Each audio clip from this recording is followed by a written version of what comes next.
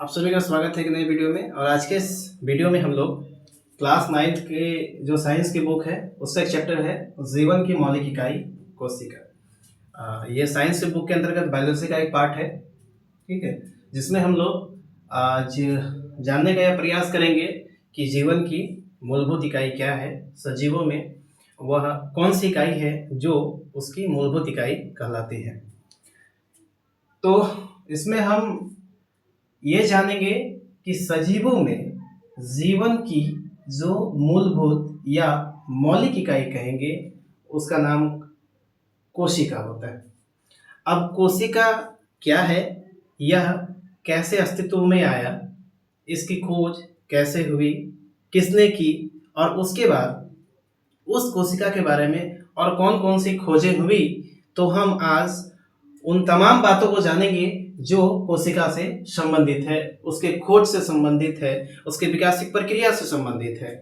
तो आज हम लोग मुख्य बातों को समझेंगे, जिसमें कोशिका की खोज, कोशिका के जो विभिन्न अंग हैं उसकी खोज, फिर कोशिका का एक सजीव में क्या महत्व है, ठीक है, और अंत में हम लोग जानेंगे कि कोशिका को सजीवों की संरचनात्मक और क्रियात्मक इकाई क्यों कहते हैं। तो ये टॉपिक बहुत ही इंपॉर्टेंट है। तो आइए हम लोग टॉपिक को शुरू करते हैं। जैसे हेडिंग है जीवन की मौलिक इकाई। मौलिक कहने का अर्थ ये होता है कि जहां से किसी चीज की शुरुआत होती है। मौलिक मतलब क्या? मौलिक मतलब बेस, जहां से किसी चीज की शुरुआत होती है, जो उसको एक फाउंडेशन देता है, जो इसको एक आधार देता है कि जहां से किसी भी काम की शुरुआत करनी हो। तो जैसे यहाँ पर हम पढ़ेंगे जीवन की, तो जीवन यानी सजीव। तो सजीवों की शुरुआत कहाँ से होती है? तो ऐसा है कि कोई भी सजीव, हम आसपास में जितने भी सजीवों को देखते हैं, प्रत्येक सजीव जो है वह कोशिका से मिलकर बना होता है। अब रही बात कि कोशिका से मिलकर बना होता है, लेकिन कभी कभी ऐसा होता है कि कोई जीव ऐसा है जो सिर्फ एक ही कोशिका से मिलकर, मतलब एक ही कोशिका से बना है, उसमें दूसरा कोशिका मिलाने की आवश्यकता ही नहीं है। वह एक ही कोशिका से बना है और वो एक ही कोशिका के अंतर्गत जितने भी सजीव की गतिविधियां होती है वह उसी एक कोशिका की सहायता से करता है। जैसे बहुत ही अच्छा एग्जांपल है अमीबा। अमीबा एक ऐसा जीव है, ठीक है, जो सिर्फ एक कोशिका से बना है, यानी एक कोशिका ही वो है और उसी एक कोशिका के अंतर्गत वो सारी परिघटनाएं करता है, चाहे वो भोजन करना हो, चाहे उसमें उत्सर्जन की प्रक्रिया हो, चाहे वो सांस लेने की प्रक्रिया हो। यानी एक जीव जितना भी, जैसे हम लोग बहुकोशिकीय जीव है, तो हम लोग जितना भी चीज करते हैं वह एक ही कोशिका से सारा चीज कर लेता है। मतलब क्या हुआ कि अगर कोशिका के आधार पर कहा जाए तो जीवों को दो भागों में बांटा जाता है। कितने भागों में? दो भागों में। कोशिका के संख्या के आधार पर, ऐसे बांटने के आधार बहुत है, लेकिन अगर संख्या के आधार पर कहा जाए कि उस जीव के शरीर में कितनी कोशिकाएं हैं, इसके आधार पर यदि जीवों का बंटवारा किया जाए तो हमारे पास दो जीव आते हैं। कैसे कैसे? तो एक कोशिकीय जीव और दूसरा बहुकोशिकीय जीव, ठीक है। एक कोशिकीय जीव और दूसरा बहुकोशिकीय। नाम से स्पष्ट है, एक कोशिकीय कौन होगा? जिसमें एक कोशिका हो, जो एक कोशिका से बना हो वो एक कोशिकीय जीव है, जैसे अमीबा है। बहुकोशिकीय जीव क्या होगा?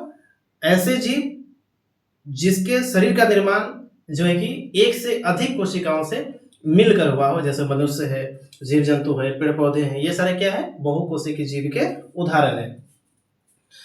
तो हम इतना तो जान गए कि कोशिका के आधार पर दो हो गया, लेकिन अब सवाल ये आता है कि कोशिका की खोज कब हुई, किसने की, ठीक है। तो ऐसा है कि सर्वप्रथम जो है वह सर्वप्रथम जो है कोशिका को देखने का जो श्रेय है वो जाता है रॉबर्ट हुक को। किसको जाता है? रॉबर्ट हुक को। रॉबर्ट हुक जिन्होंने 1665 ईस्वी में, कितना में? 1665 ईस्वी में यह देखने का जो है कि इसे श्रेय जाता है किसको? कोशिका को। तो इन्होंने क्या किया था, एक कॉर्क का छाल है, पेड़ की छाल होती है, उस कॉर्क के छाल में इसने एक जो है कि आकृति देखी, ठीक है, एक आकृति देखी। तो उस आकृति को, ठीक है, उस आकृति को इसने जो है वो जो है कि कोशिका का नाम दिया। हालांकि उनकी भाषा में जो आकृति थी वो कमरे के समान थी, यानी कि जैसे घर घर घर बना रहता है ऐसे, ठीक है, तो इस तरह का था। तो इस तरह का जो शेप था, तो उन्होंने अपनी भाषा में इसका नाम दिया था सेल, ठीक है। क्या नाम दिया था? सेल। तो उनकी भाषा में सेल, और सेल का अर्थ उनकी भाषा में होता है कमरा। क्या होता था? कमरा। तो इन्होंने कमरा नाम दिया था, जो आगे चल के ये सेल जो है कोशिका का ही जो है कि अंग्रेजी रूप हुआ। तो इन्होंने सेल दिया। तो ऐसा ही कहा जाता है कि अगर कोशिका की सर्वप्रथम खोज की यदि बात की जाए तो कोशिका की सर्वप्रथम खोज है वो 1665 ईस्वी में रॉबर्ट हुक के द्वारा किया गया था। हालांकि इसमें एक बात जो महत्वपूर्ण है वो ये है कि इन्होंने जो कोशिका देखी थी वह मृत कोशिका थी, मतलब उसमें जीवन नहीं था, ठीक है। लेकिन इसमें और ज्यादा सुधार कब हो गया, जब 1674 में ल्यूवेनहॉक ने क्या है एक जीवित कोशिका की खोज कर दी। यानी इन्होंने ऐसा बताया कि जो हमने कोशिका खोजी है वो कोशिका जीवित है, सारी एक्टिविटी उसमें होती है, सारी गतिविधियां हो रही है। तो इस प्रकार से जीवित कोशिका की खोज का श्रेय जाता है ल्यूवेनहॉक को। लेकिन यदि प्रथमतः कहा जाए यदि कि कोशिका को सबसे पहले किसने की थी तो वो रॉबर्ट हुक को श्रेय जाता है 1665 ईस्वी में। लेकिन जीवित कोशिका ल्यूवेनहॉक 1674 में। अब फिर समय व्यतीत होने के बाद उसमें तरक्की होती है। फिर आगे के जो वैज्ञानिक आते हैं वो 1831 में रॉबर्ट ब्राउन नाम के जो है कि वो साइंटिस्ट हैं जिन्होंने खोज की कोशिका के केंद्रक की। बाद में धीरे धीरे जो है कि सर्वप्रथम तो कोशिका खोज हुई कि हाँ ये कोशिका है। फिर उसमें जो है कि जीवित कोशिका की खोज हुई। जीवित कोशिका की खोज होने के बाद क्या हो गया, फिर कोशिका के जो अलग अलग जो है कि भाग है यानी जो पार्ट्स हैं उसके जो अंग हैं उसकी खोज धीरे धीरे होने लगी। तो उसी जो है कि संदर्भ में 1831 में रॉबर्ट ब्राउन नामक जो है वैज्ञानिक ने जो है कि कोशिका के केंद्रक की खोज की। तो यदि आपसे सवाल पूछा जाए कि कोशिका में केंद्रक की खोज किसने की है, तो अगर केंद्रक की खोज की बात की जाए तो रॉबर्ट ब्राउन ने। किसने? रॉबर्ट ब्राउन ने कोशिका के केंद्रक की खोज की है। फिर 1839 में क्या हुआ, जे.ई. पुरकंजे या पुरकंज जिसे कहा जाता है, इन्होंने क्या किया कि कोशिका के अंदर जो है एक चिपचिपा पदार्थ, एक जलीय पदार्थ जैसी जो है परिघटना को देखा। तो उन्होंने इसका नाम जो है वो जीव द्रव्य दिया। तो चूंकि कोशिका जीव है, मतलब कि कोशिका से जीव बना है, तो उसके अंदर जो द्रव उसको दिखा तो उन्होंने उसे जीव द्रव का नाम दिया। तो आपसे सवाल अगर पूछा जाए कि कोशिका में जीव द्रव की खोज किसने की, तो जे.ई. पुरकंज या पुरकंज से कहा जाता है। तो 1839 में, ठीक है। फिर नेक्स्ट आता है 1838 और 39 में दो वैज्ञानिक, एक होते हैं एम्सलाइडन और दूसरा होता है टीर्सवान।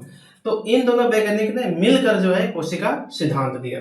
तो कोशिका सिद्धांत क्या है हम इसके बारे में अगली क्लास में चर्चा करेंगे। यहाँ मुख्यतः ये जान रहे हैं कि अगर आपसे सवाल किया जाए कि कोशिका का सिद्धांत किसके द्वारा दिया गया है, तो आपको बताना होगा एम्सलाइडन और टीर्सवान के द्वारा। कोशिका सिद्धांत एम्सलाइडन और टीर्सवान के द्वारा दिया गया है 1838-39 के बीच में, ठीक है। हालांकि सिद्धांत है तो मेनली जो है कि वो कोशिका से जुड़ा हुआ है, तो इनका मेन जो है कथन वही रहेगा कि सभी सजीवों की जो है कि बनावट जो है, सभी सजीवों का जो निर्माण है वो कोशिकाओं के समूह से होता है। और प्रत्येक जो कोशिका होती है वो विशिष्ट कोशिका होती है और वो विभिन्न जो उसके जो विशिष्ट कार्य होते हैं वो उसी कार्य के लिए जो है कि जिम्मेवार है, वो किसी दूसरे कार्य को नहीं करती। जैसे अगर हमारे हाथ की कोशिका है तो हमारे हाथ की कोशिका किसी चीज को पकड़ने का काम, किसी चीज पे जोर लगाने का काम इतना ही करेगी। हमारे हाथ की कोशिकाएं जो है या हमारा हाथ जो है वो देखने का काम तो नहीं कर सकता है, तो वो क्या है, आंख की कोशिका है। तो शरीर के जितने भी भाग हैं, जितने भी अंग हैं और उसमें जो कोशिकाएं शामिल हैं, वह कोशिकाएं उस विशेष कार्य के लिए ही उत्तरदायी होती है। जैसे पैर की कोशिकाएं हैं, चलने का कार्य करेगी, बैठने उठने का कार्य करेगी। तो जो विभिन्न कोशिकाएं हैं वो विभिन्न कार्य के लिए परिलक्षित है, ठीक है। फिर आगे जो है 1855 में इन्हीं के सिद्धांत को आगे बढ़ाने का कार्य किया गया वेचो के द्वारा, ठीक है। इनका भी यही कहना है कि सभी कोशिकाएं पूर्ववर्ती कोशिका से बनती है। इसका जो मुख्य कथन है वो ये है कि सभी कोशिकाएं पूर्ववर्ती कोशिका से बनती है, यानी कि पहले जो कोशिकाएं हैं, जो बाद की जो कोशिकाएं वो पहले की कोशिकाओं से निर्मित होगी, ठीक है, उसी में वृद्धि होगा। उसके बाद जो बहुत ज्यादा परिवर्तन आया वो आया 1940 में, जब इलेक्ट्रॉनिक सूक्ष्मदर्शी की खोज हो गई। जब इलेक्ट्रॉनिक सूक्ष्मदर्शी की खोज हो गई तो इसके खोज होने के पश्चात हम कोशिका के अंदर जितने भी छोटे छोटे विभिन्न जो है कि भाग थे, जो पार्ट्स थे, उसे हम आसानी से देख पाने में सक्षम होने लगे और उसके जो अध्ययन है उसमें हमें आसानी होने लगी। तो अगर आपको इसको समराइज किया जाए, यदि संक्षेप में कहा जाए, तो सजीवों के जीवन की मूलभूत इकाई कोशिका होती है। प्रत्येक सजीव का निर्माण कोशिका से मिलकर बना होता है। कोशिका की संख्या के आधार पर सजीवों को दो भागों में बांटा जाता है, एक कोशिकीय जीव, दूसरा बहुकोशिकीय जीव। एक कोशिका का एग्जाम्पल अमीबा जैसे सूक्ष्मजीव आते हैं, बहुकोशिकीय में मनुष्य है, पेड़ पौधे है, जीव जंतु है, सारे आते हैं। खोज की बात की जाए तो सर्वप्रथम 1665 ईस्वी में रॉबर्ट हुक के द्वारा कोशिका की खोज की गई थी, लेकिन वो कोशिका मृत थी। जीवित कोशिका की बात की जाए तो 1674 में ल्यूवेनहॉक के द्वारा खोजा गया, जो कोशिका था वो जीवित कोशिका था। और जो रॉबर्ट हुक थे, उन्होंने जो खोजी गई अपनी जो कोशिका थी उसमें जो आकृति उसको मिला था उसका नाम उन्होंने सेल रखा था, जिस उसकी भाषा में जिसका अर्थ होता है कमरा। 1831 में रॉबर्ट ब्राउन के द्वारा कोशिका के केंद्र की खोज की गई। 1839 में पुरकुंजे के द्वारा जीवदर्भ की खोज की गई।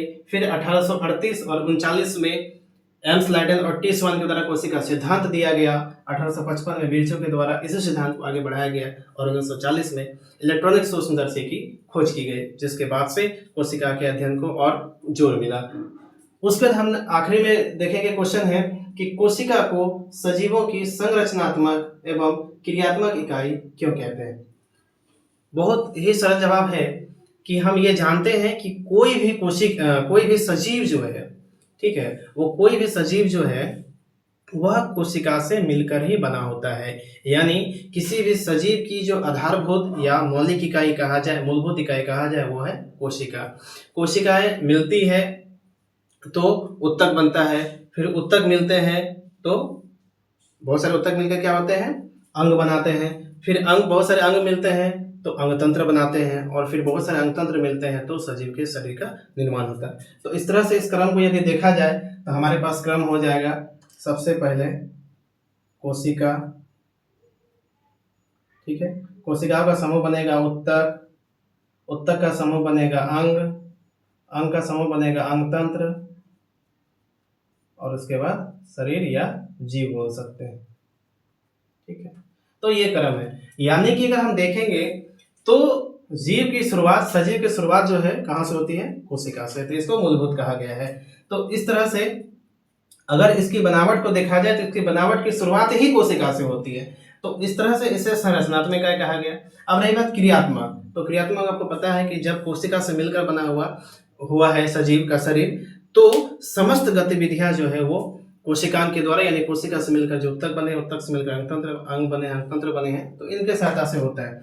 तो इस तरह से जो है कि सारी गतिविधियां जो है वो कोशिका की सहायता से ही होता है। तो इसलिए कोशिका को सजीवों के संरचनात्मक और क्रियात्मक इकाई भी कहा जाता है। यानी सजीव की बनावट ही जो है कि कोशिका पर निर्भर है, उसके सारी गतिविधियां जो है कोशिका पर निर्भर है। तो इसलिए बनावट है तो संरचना चूंकि कोशिकाएं प्रदान करती है, इसलिए संरचनात्मक इकाई। क्रियात्मक है तो सारी गतिविधियां कोशिका की सहायता से होती है, तो क्रियात्मक इकाई। तो उम्मीद है कि इस चैप्टर में या इतने टॉपिक में जो है कि आप कोशिका के बारे में जो महत्वपूर्ण जानकारियां हैं वो आपको समझ में आ गई होगी। तो इस तरह के और वीडियो देखने के लिए आप लाइक, कमेंट, शेयर करते हैं। बहुत बहुत धन्यवाद।